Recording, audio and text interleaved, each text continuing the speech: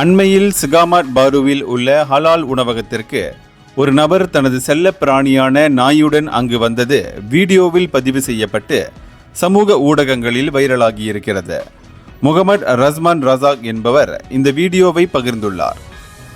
அந்த உணவகத்தில் உள்ள மேஜையில் ஒரு நபர் தனது செல்ல பிராணியுடன் அமர்ந்திருந்தது அந்த வீடியோவில் பதிவாகியிருக்கிறது. இந்த வீடியோ பதிவை பார்த்தவர்கள் ஏமாற்றமும் வேதனையும் தெரிவித்துள்ளனர். பொது இடத்திற்கு செல்ல பிராணிகளை அழைத்து வரக்கூடாது என்பது இந்த நபருக்கு தெரியாதா என்று பலர் கேள்வி எழுப்பினர். அந்த உணவகமானது முஸ்லிம் உணவகமாகும்.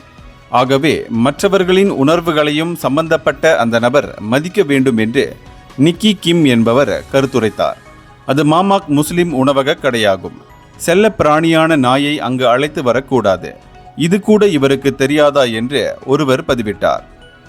இந்தியர்களின் இதய குரல் மக்களோசை.